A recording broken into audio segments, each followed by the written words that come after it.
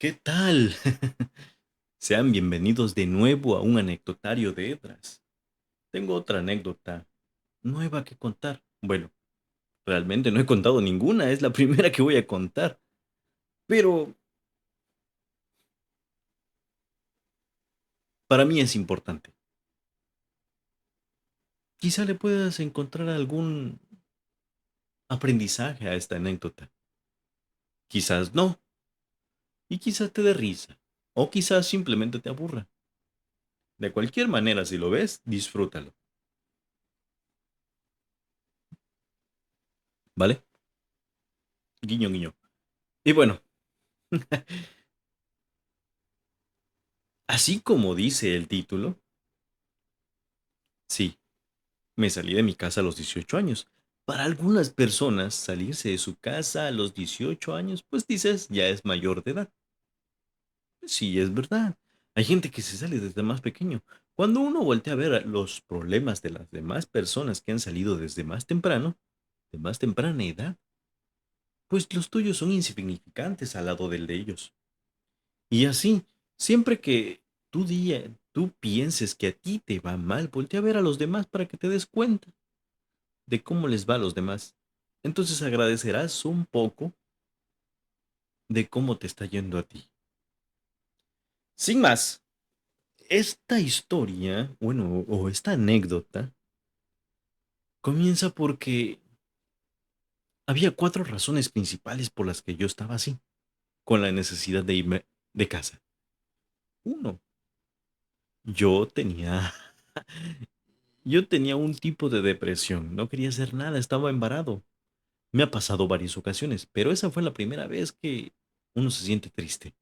¿Por qué? Porque uno quiere ir a la universidad y no puede. ¿Por qué? Porque la pisó, estudió y quedó y no pudo por falta de recursos. Dos, dos. La dos es porque ya no había que comer en casa. Es chistosa cuando nuestros hermanos contamos nuestras anécdotas de cómo era vivir en casa comiendo papas y tomate y cebolla. Eso era todo lo que había. Pero para nosotros era el alimento día a día. Pasaba un señor en su carretilla y en esa carretilla llevaba, no creas que unas cebollotas o unas jitomates. No, no, no, no. Llevaba unas cebollas así como que de tercera calidad, de las que se quedan en el mercado.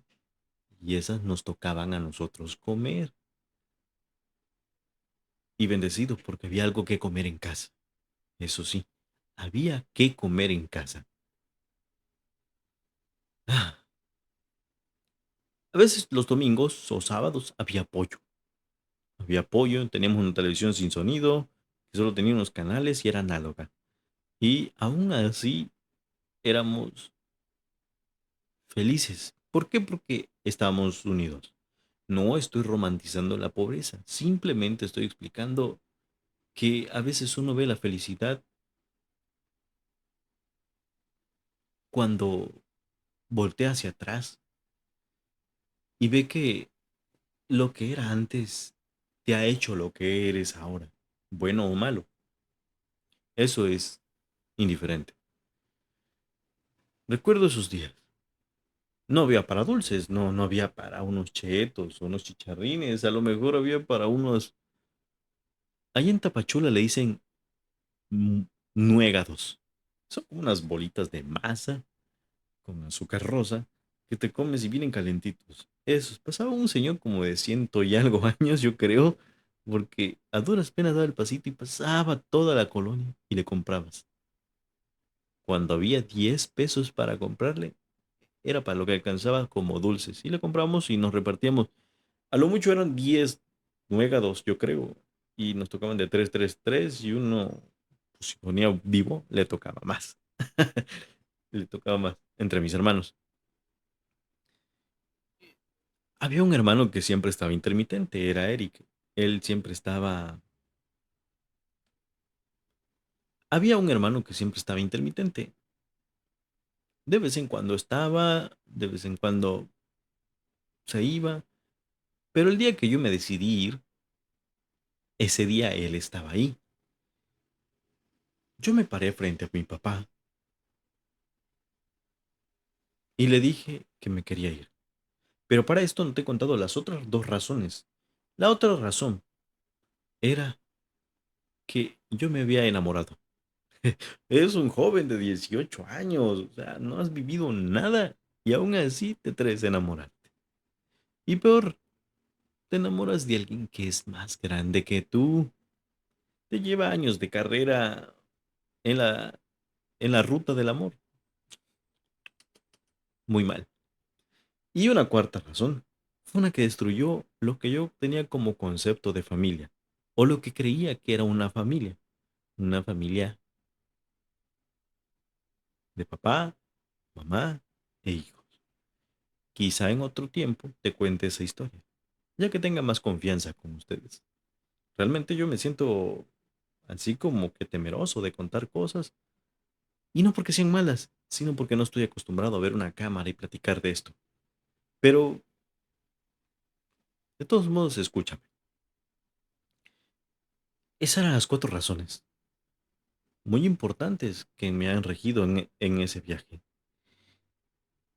De la última razón sí estuve enojado como 10 años hasta que se me quitó ese dolor. Bueno, quitando las historias, me paré frente a mi papá una noche después de haber tenido una discusión con esa persona y le dije a mi papá, papá, ya me voy. Y sí, no mentía. Yo cuando digo que voy a hacer algo, lo hago. Ese día agarré mis cosas, llevaba dos playeras, dos pantalones, un par de zapatos, unos calcetines y quizá un calzón. Ni siquiera llevaba perfume o desodorante. No sabía a qué me enfrentaba. El mundo para mí era inmenso ya estando en Tapachula, pero era aún más grande lo que me esperaba en el futuro. Y es aún más grande si te pones a ver desde perspectiva que tanto se amplía tu campo de visión. Así es. Y así fue. Bueno, ¿qué pasa? Agarro mis cosas, me alisto, llevo una mochilita y me voy. No recuerdo la mochila, eso sí no me acuerdo, pero una mochila. Y mi primer parada fue con mi tía a su casa. Me acuerdo que nada más traía como 10 pesos. No, no traía nada. Me iba a ir caminando, como ya varias veces lo he hecho. He caminado rutas inimaginables, kilómetros. No te detienen. El día que pues dejes de caminar, pues pues es como los caballos, sufren, ¿no? Recuerdo que fui con mi tía, le dije que si me quería, que si me podía quedar ahí. Y me dijo que sí. Para eso mi hermano mayor le preguntó a mi papá que a dónde iba yo. Yo lo vi cuando estaba en la hamaca, pero mi papá me comenta que mi hermano mayor le preguntó a él que a dónde iba. Él le comentó, pues ya se va. ¿A dónde? No lo sé. Supongo que a hacer su vida. Y sí, o sea, sí hice una vida después de eso. He hecho una vida y he estado aquí donde estoy platicándoles a ustedes. Es porque esa historia llegó hasta acá. ¿Cómo comienza este viaje? Mi hermano mayor consigue un pase. ¿Cómo le hacía? No lo sé. Era mejor que yo en esos aspectos para conseguir dinero. Bastante. Y terminamos en Tuxtla. Ahí estuvimos creo que algunos días y nos tocó dormir detrás de unos basureros. En las mañanas, yo lo recuerdo así, en las mañanas íbamos a las misiones, o sea, donde los padres dan un boleto como cocinas comunitarias para poder comer. Comíamos y sí. Mi hermano iba a trabajar y yo cuidaba las cosas. ¿Qué hacía mi hermano? No lo sé, nunca lo supe. Siempre conseguía dinero. Cuando nos tocaba ayudar, pues ayudábamos. Nos ayudamos entre el uno y el otro. Porque pues vamos juntos en este viaje. Yo iba a irme solo. Eso es realmente cierto. Pero él quería ir conmigo. Él ya había viajado. Él ya tenía experiencia. Él ya se había ido de la casa varias veces y había regresado. Qué bueno, que con bien. Pero yo no. Yo no. Yo no había obtenido esa oportunidad de aprender de la vida y viajar. Y así fue. Así fue. Viajando. Terminamos en al menos 5 puntos. Tuxtla Gutiérrez, Puebla, la Ciudad de México, el Estado de México y Matamoros, Tamaulipas. Hasta allá fuimos a parar porque la meta era cruzar a Estados Unidos como mojado. Nunca crucé. Mi hermano sí, tiempo después. Pero en ese momento no pudimos cruzar.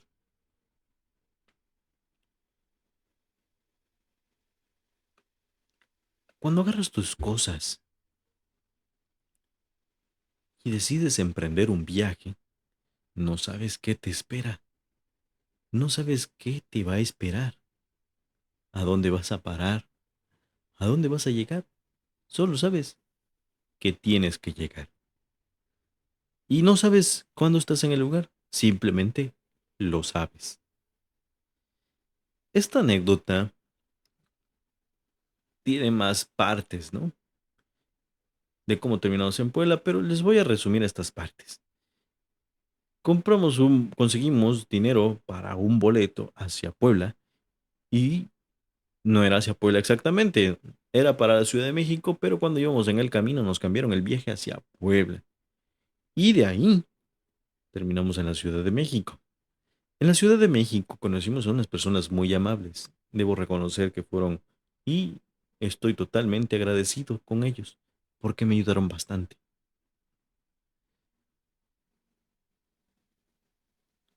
Como todo, pues a veces no los no somos agradecidos en el momento, pero si ellos algún día ven este video, quisiera que supieran que yo estoy totalmente agradecido por lo que me ayudaron. La parte curiosa de haber llegado a Puebla es que eres un joven de 18 años sin experiencia. ¿Y qué pasa? Pues vienes de un lugar cálido. Yo me acuerdo que terminé un 24 de diciembre ahí en Puebla. Así es, en Puebla, un 24 de diciembre. ¿Qué pasó? Pues que hacía un friazo.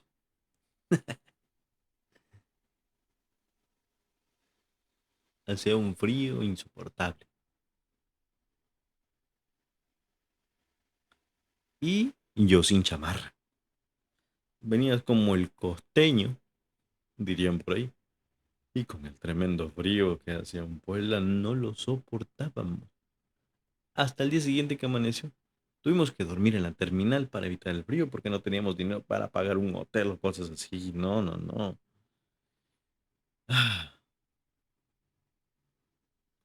a veces no había que comer y teníamos que comer de la calle, de los botes de basura, hurgar algunas cosas y sacar algunas cosas y vender lo poco que tuviéramos para conseguir algo mejor. ¿Sabes? Con agua puedes sobrevivir algunos días, pero sin comer, nada.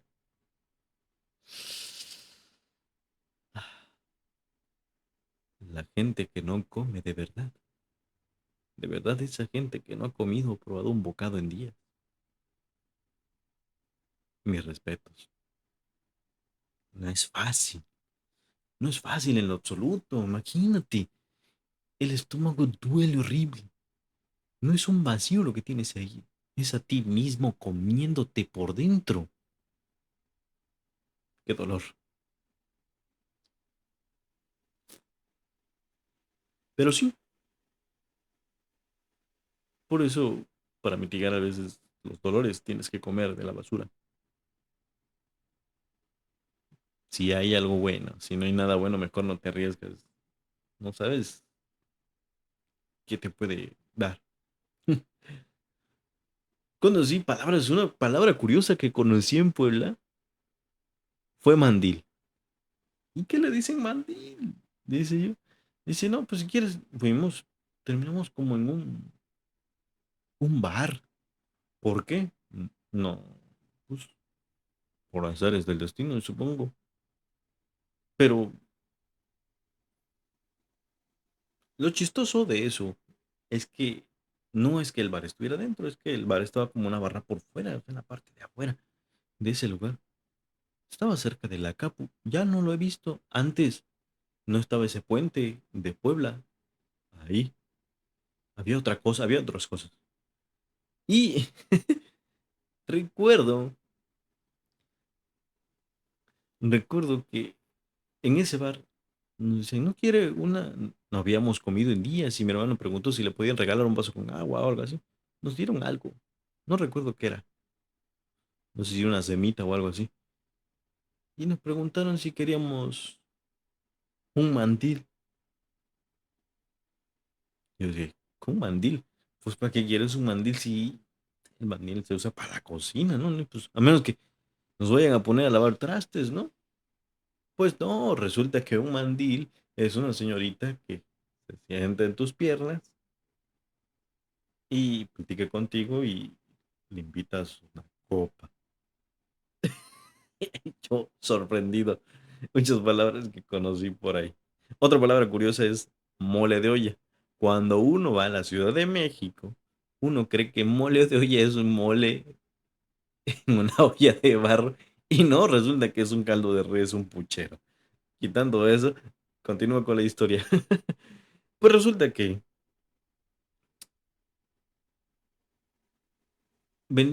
conseguimos una chamarra o algo así y mi hermano la vendió por 200 pesos. No me acuerdo en cuánto estaba y hicimos unos trabajos y mi hermano fue a conseguir dinero. Terminamos en la, en la terminal y fuimos a terminar a la Ciudad de México. ¿Qué cosas? En la Ciudad de México pues no había nadie que conocer, es una ciudad inmensa, es un mundo diferente. Es algo que no has visto, que si crees que tu pueblo está poblado, no, la Ciudad de México es otra cosa. Las primeras veces causa impresión. Crees que es bonito y todas esas cosas. O sea, sí. Y qué bueno que hay gente buena. A esas personas que me ayudaron, las primeras veces que las conocimos, nos daban chance a dormir en un carro de tortillas, ¿no? Donde había masa y me acuerdo que nos dormíamos y al día siguiente amanecíamos todos harinosos. Poco a poco nos fuimos haciendo amigos de ellos. Salíamos y dábamos la vuelta por toda la ciudad, dejábamos nuestras cosas por ahí para que no hubiera, de alguna manera, que fueran perdido. Y aún así, ¿eh? Aún así, me acuerdo que nos preguntaban que de dónde éramos. Les decíamos que éramos de Chiapas. Yo nunca noté mi acento diferente al de los demás, pero la gente sí lo notaba, ¿no? Es como cuando un yucateco habla y ellos se sienten que hablan normal y cuando tú los escuchas, pues tienen ese acento bonito, no es feo. Y como chiapaneco, pues eso es lo que decían. Recuerdo que todos esos momentos los fuimos guardando. En la Ciudad de México caminas en esos lugares. Una vez íbamos pasando por una cafetería dentro del viaje, de la búsqueda, y era un restaurante japonés o chino. Y recuerdo que en ese momento pasamos nosotros de lado, vimos hacia la izquierda, y en esa izquierda había una persona en el centro, y habían como 10 hombres vestidos 5 y 5 o 6 y 6 algo así, de traje negro, y todos al mismo tiempo nos volvieron a ver. Qué miedo. Se vio como de película. Bueno, esas personas nos ayudaron. Me acuerdo que la otra persona que conocí era un actor de La Rosa de Guadalupe. Desgraciadamente ya no me acuerdo de su nombre, pero vivía en una zona cerca del centro médico. Nos ayudaron, nos dieron de comida, nos enseñaron a hacer tamales, íbamos a la central de abasto, vendíamos tacos de guisado en las tardes, comprábamos las cosas. Y en las noches a veces salíamos al mercado o en su caso, pues platicábamos o nos íbamos a dormir.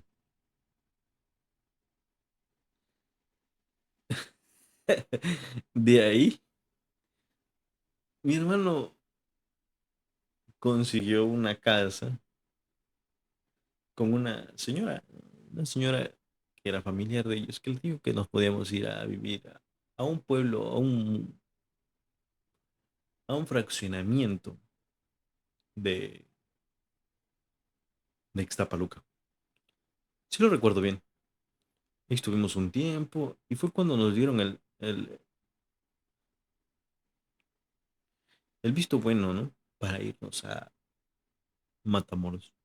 Yo no quería irme a Matamoros. Me habían dicho que si quería ser chofer del actor, ¿no? Dije yo, sí, yo no sé manejar carro, pero si hubiera querido. Pero resulta que me tenía que ir con mi hermano, porque estábamos juntos en ese viaje. Así, simplemente. Y fuimos a Matamoros. Esos días eran peligrosos. Tan solo en el camión pasaron cosas. Que luego, si quieren, les cuento en otro video. Pero pasaron cosas. Cuando llegamos a Matamoros, pasaron más cosas. Yo solo recuerdo de Matamoros a las dos personas que de verdad nos ayudaron.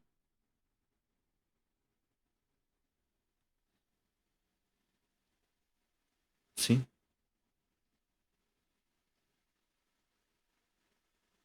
don Abraham, quién sabe dónde esté. Pero si me ve por aquí, lo mando saludos.